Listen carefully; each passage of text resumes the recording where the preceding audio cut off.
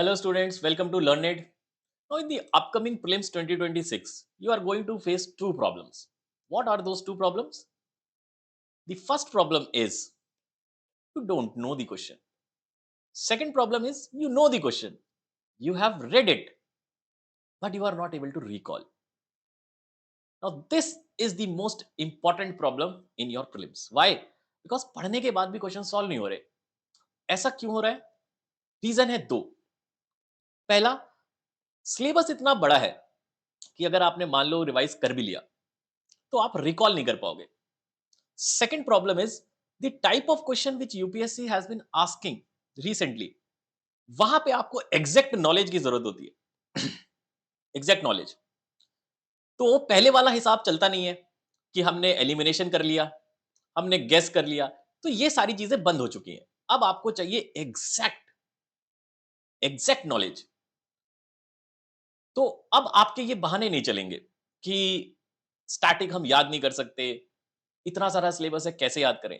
तो ये सब अब जो हमारे रीजनिंग है ये अब काम नहीं आते यूपीएससी में, क्योंकि 2-3 सालों से यूपीएससी इतना स्टैटिक पूछ रहा है, एग्जैक्ट इंफॉर्मेशन पूछ रहा है. मैं आपको सब कुछ दिखाऊंगा कि क्या पूछ रहा है यूपीएससी और कैसे उसको टैकल करना है.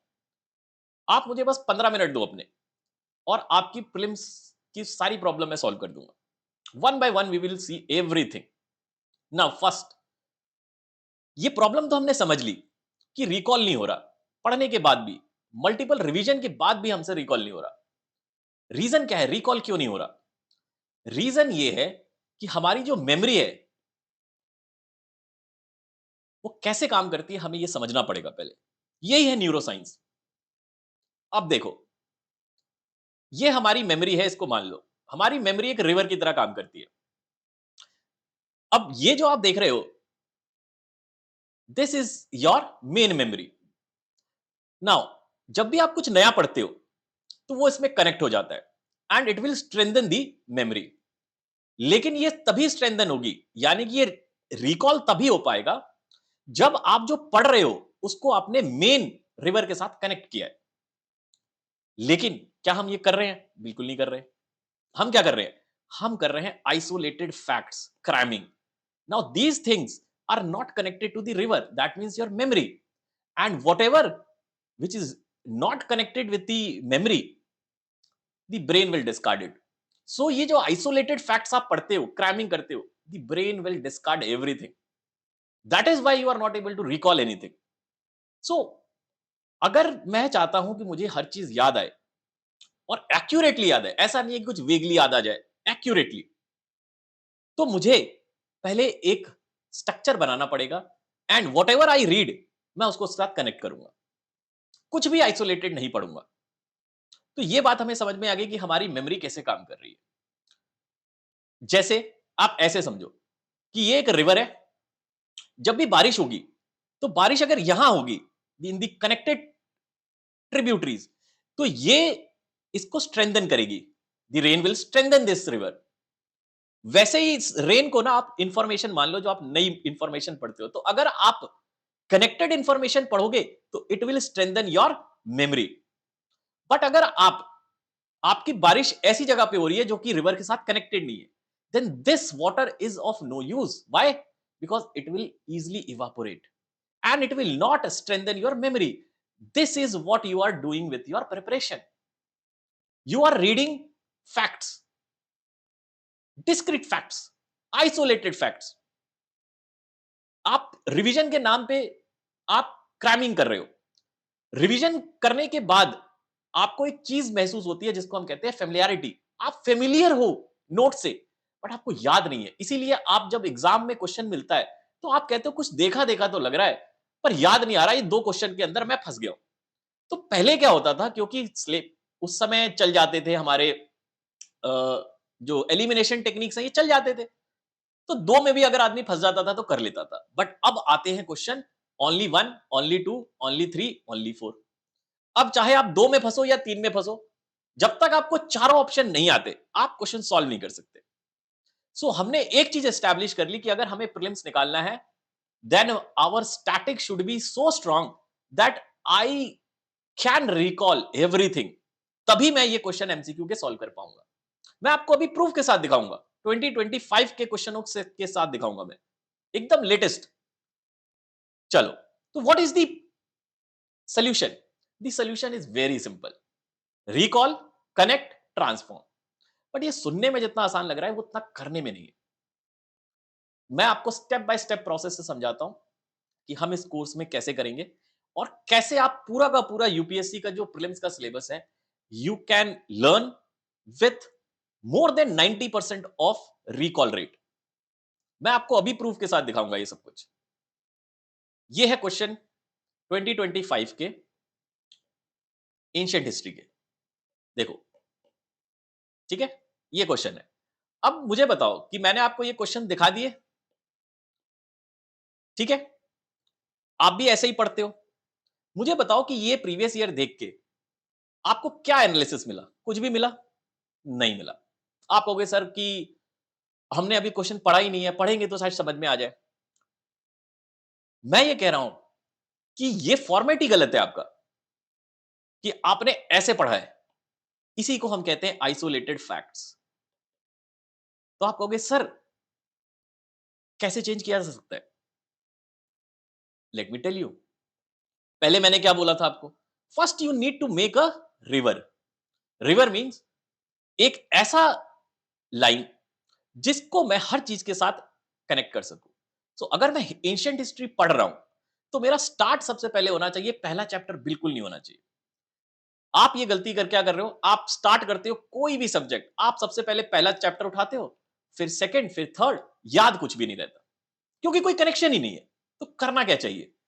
पहले आप एंशिएंट हिस्ट्री की एक टाइमलाइन बनाओ ऐसी। ये टाइमलाइन हमारी एक रिवर की तरह काम करेगी एंशिएंट हिस्ट्री के लिए। अब मैं जब भी कुछ पढ़ूंगा मैं इसको इसके साथ कनेक्ट करते हुए चलूंगा, सो दैट मेरी हिस्ट्री का कोई भी फैक्ट आइसोलेटेड नहीं रहेगा। आप हर चीज को हर चीज के साथ कनेक्ट कर पाओगे जब मैं पढ़ाऊंगा। अभी मैं आपको करके भी दिखाऊंगा ये सारी चीजें। तो ये हमने एक टाइमलाइन बना ली पहले हिस्ट्री की। अब मैं पहले चैप्टर, या अब आप कहीं से भी पढ़ सकते हो, चाहे तो आप यहां से पढ़ लो, यहां से कनेक्ट कर लो, यहां से कर लो, यहां से कर लो। Now everything is connected. आप कुछ भी नहीं भूल सकते। अगर आपको एक लाइन ये याद आ गई, आपको ये पूरी लाइन याद आ जाएगी। अगर आपको एक ये लाइन याद आ गई तो आपको ये पूरी लाइन याद आ जाएगी। और अगर आपको ये लाइन याद आ गई तो आपको ये पूरी लाइन याद आ जाएगी। So everything is connected. हमारे ब्रेन में न्यूरॉन्स होते हैं, न्यूरॉन्स कनेक्शन बनाते हैं। जब न्यूरॉन्स कनेक्शन बनाते हैं तब मेमोरी बनती है। और कनेक्शन न्यूरॉन्स तभी बना सकते हैं जब उसको कोई पैटर्न मिले, because our brain loves pattern. हमारे ब्रेन को पैटर्न पसंद है। हमारा ब्रेन दो ही चीजें याद कर सकता है। The brain can remember only two things. First is images, second is the patterns. ठीक है? तो फर्स्ट, जब मैं हिस्ट्री पढ़ाऊंगा आपको, तो सबसे पहले मैं आपको ये टाइमलाइन याद करना सिखाऊंगा। और ये टाइमलाइन याद करना भी आसान नहीं है। इसके लिए भी हम बहुत सारी मेमोरी टेक्निक्स देखेंगे। ठीक है?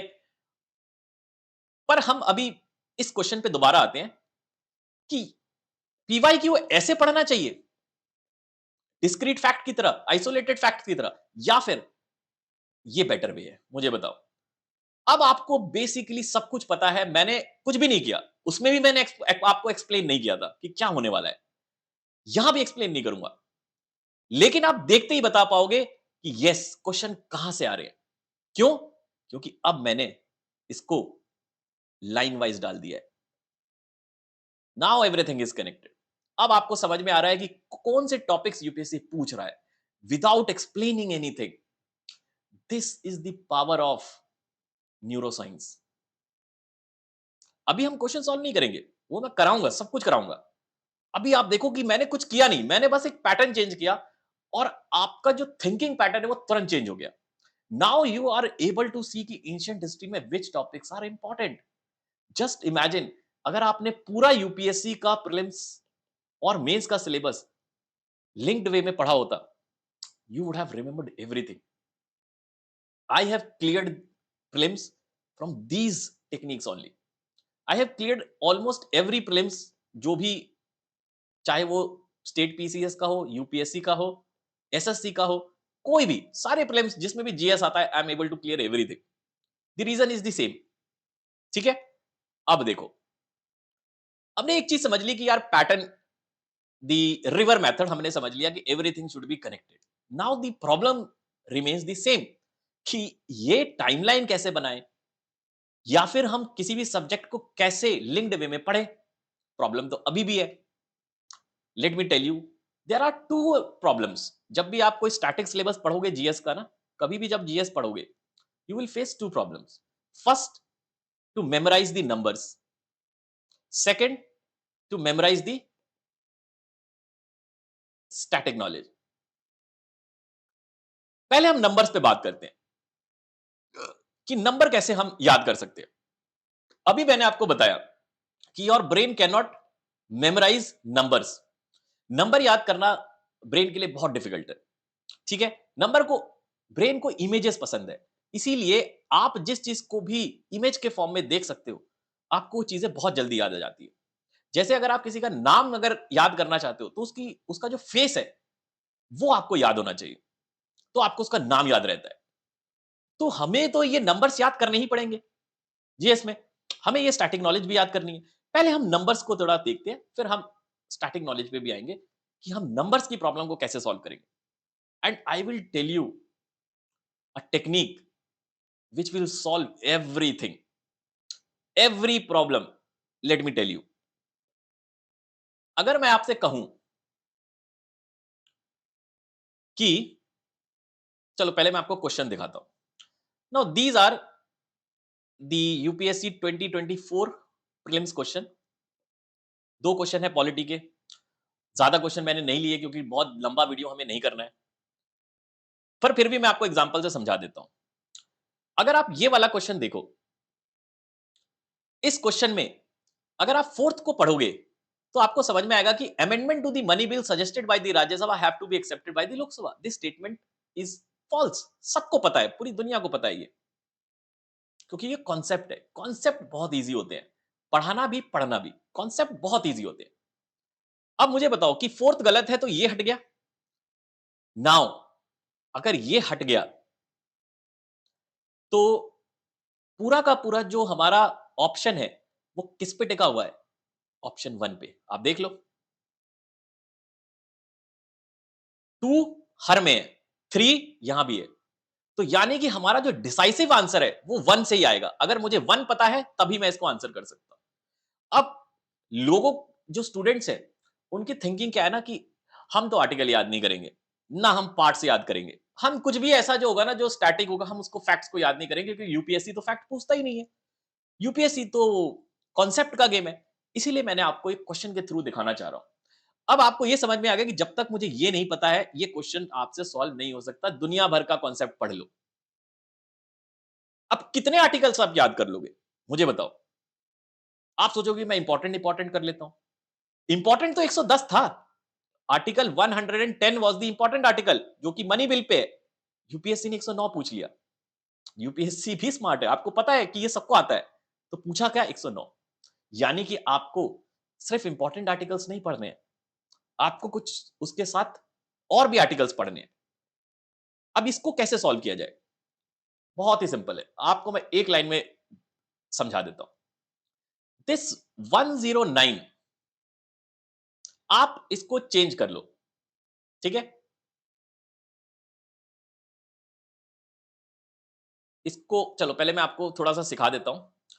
देखो, one is T and D, two is N, three is M, four is R, five is L, six is,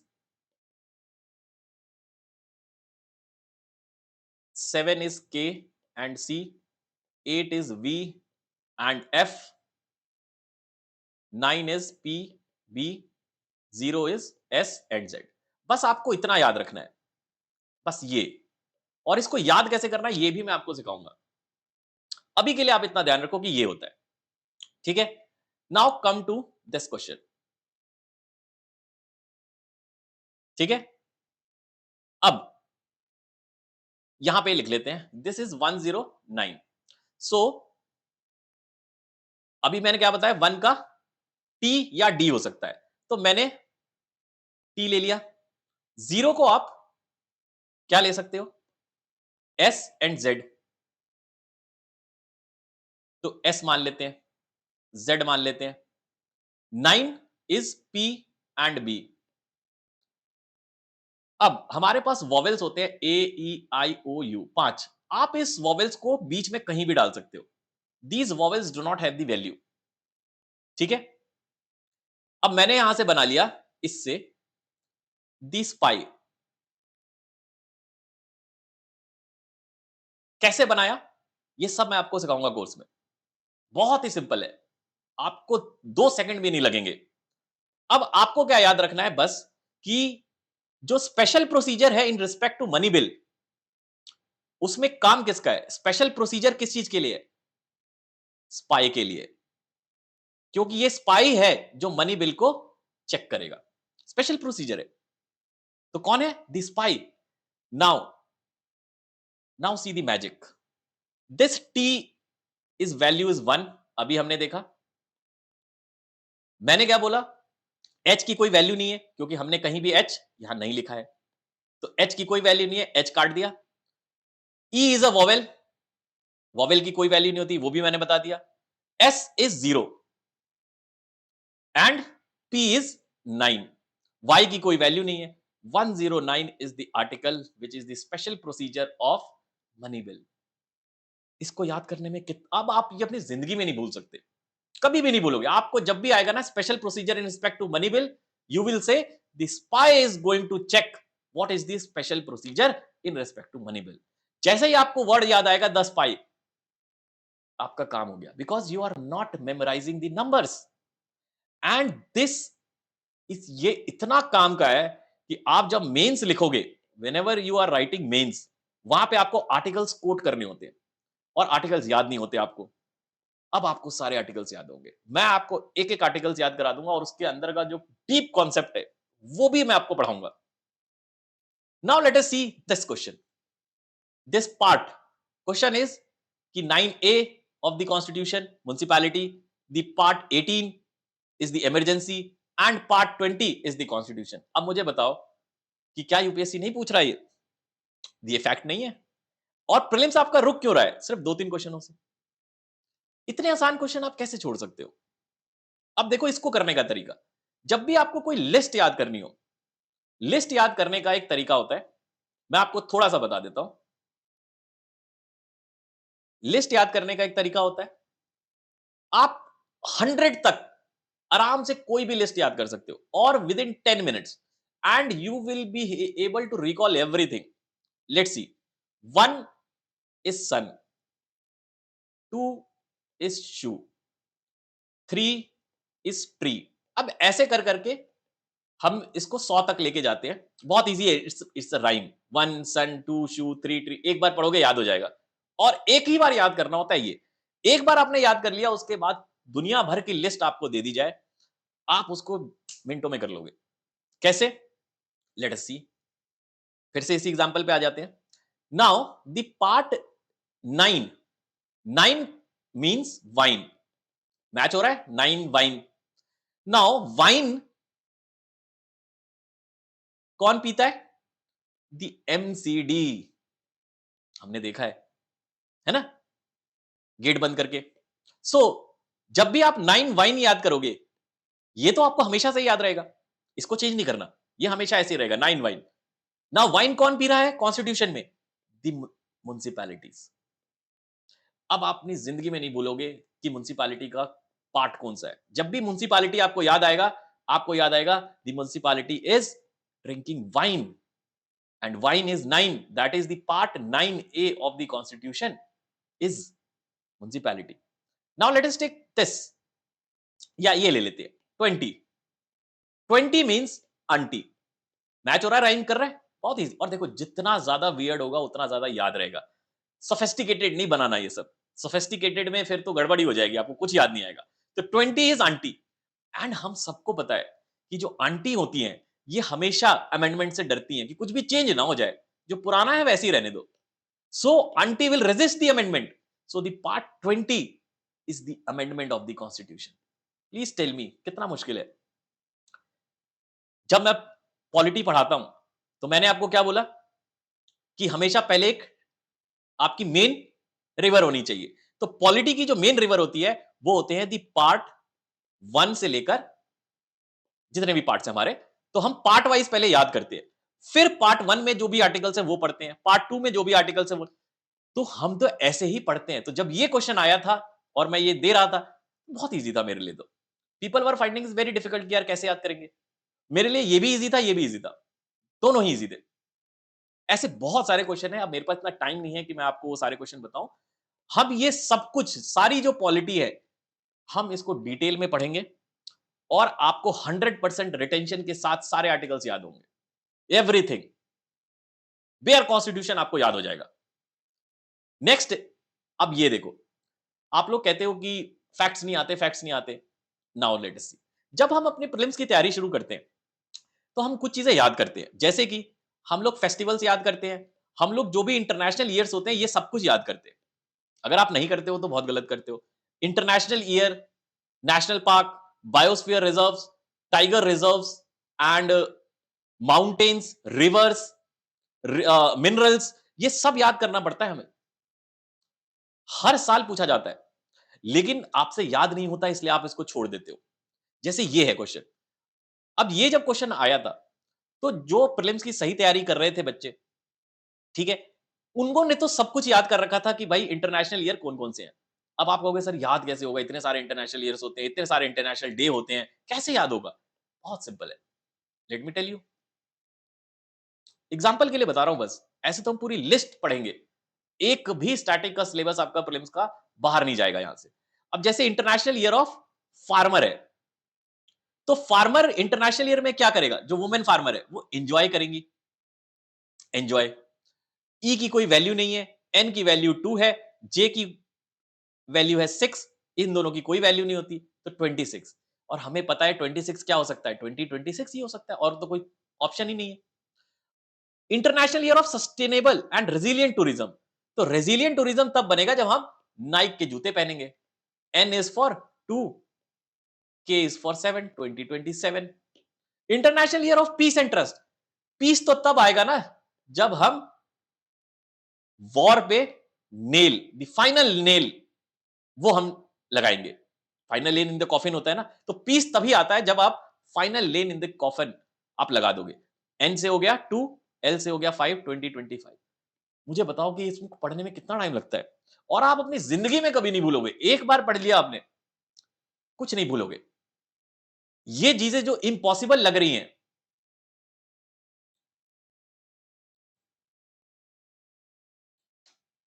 next हम देखेंगे ये वाला क्वेश्चन। चलो, अब यहां पे पूछा है आपसे बिमस्टेक। सब आप प्रिलिम्स का पढ़ते हो, तो आप पढ़ते हो जितने भी रीजनल ऑर्गेनाइजेशन है, दी रीजनल ऑर्गेनाइजेशन, आप पढ़ते हो इंटरनेशनल ऑर्गेनाइजेशन। तो हम ये सब पढ़ते हैं, और इसमें हम क्या पढ़ते हैं? हर रीजनल ऑर्गेनाइजेशन का headquarter, the year of establishment and the members, और अगर इंडिया मेंबर है तब तो हम बिल्कुल पढ़ेंगे। ये आपको याद करने के लिए हर टीचर देता है, पर कभी भी ये नहीं बताता कि याद कैसे करें। और आपको लगता है कि सर इतने सारे हैं, कैसे याद होगा? बहुत सिंपल है। अब यही वाला क्वेश्चन देख लो, ठीक है?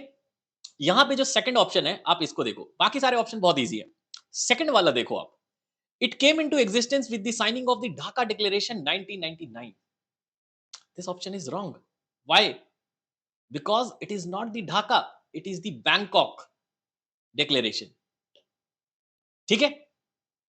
एंड बैंकॉक डिक्लेरेशन, आप बैंकॉक कैसे जाओगे? You are going by bike. Bike means B is 9, K is 7, 1997. So this BIMSTEC, it came into existence through the Bangkok Declaration and through bike. Now tell me, कभी जिंदगी में भूलोगे BIMSTEC? आप कभी नहीं भूलोगे। और अगर आपको बिमस्टेक के साथ इसको रिलेट करना है, तो बिमस्टेक से आपको क्या याद आ रहा है? Vim, Vim, Vim. तो विम हम कहां से खरीदेंगे? विम हम खरीदेंगे बैंकॉक से, और जाएंगे कैसे? बाइक पे। जितनी वियर्ड स्टोरी होगी उतना ज्यादा याद होगा। अब अगर आप इमेजिन करो कि अगर आपने सारे इंटरनेशनल ऑर्गेनाइजेशन प्रीलिम से पहले, कितना टाइम लगेगा? आधा घंटा। अगर आपने याद कर लिया होता, ये क्वेश्चन आपका हो गया होता क्लियर, एंड आप जो प्रीलिम्स आपका हमेशा 2 या 3 क्वेश्चनों से रह जाता है, कभी नहीं छूटेगा। हमेशा आपके प्रीलिम्स में आप मेरे से लिखवा लो, you will be above the cut off 10-15 marks से ऊपर रहोगे। और क्वेश्चन देखते हैं। ये 2025 का क्वेश्चन है। मैं आपको एकदम लेटेस्ट क्वेश्चन करा रहा हूं, सो डू नॉट थिंक कि यूपीएससी ये सब नहीं पूछ रहा है। ये बहुत बड़ी गलतफहमी है। मैं देखता हूं कि बहुत सारे कोर्सेज चलते हैं, बट किसी भी कोर्स में आपको कभी भी याद करना नहीं सिखाते। बस बोल देते हैं याद कर लेना। कुछ भी कनेक्टेड वे में नहीं पढ़ाते। नो डाउट बहुत अच्छा कॉन्सेप्ट बताते होंगे, बट कभी भी आपको उस कॉन्सेप्ट का यूज तो तब आएगा ना, जब आप ऐसे पढ़ोगे। और क्वेश्चन देखते हैं चलो। जैसे ये क्वेश्चन है, ठीक है? अब इस क्वेश्चन में आपसे कंट्री और उससे रिसोर्स। आप मुझे बताओ, क्या आप प्रीलिम्स की तैयारी करते हो तो ये पढ़ते नहीं हो कि कौन सी कंट्री में कौन सा रिसोर्स मिलता है? इतनी बड़ी लिस्ट है। अभी मैंने आपको सिखाया, लिस्ट याद करना तो एकदम सिंपल है,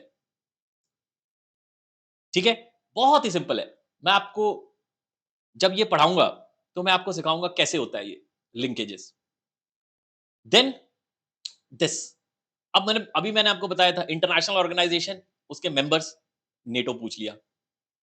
ये भी क्वेश्चन गलत हो रहे हैं आपके, जो कि नहीं होने चाहिए थे। और आपको इसको पढ़ने में बहुत टाइम नहीं लगेगा।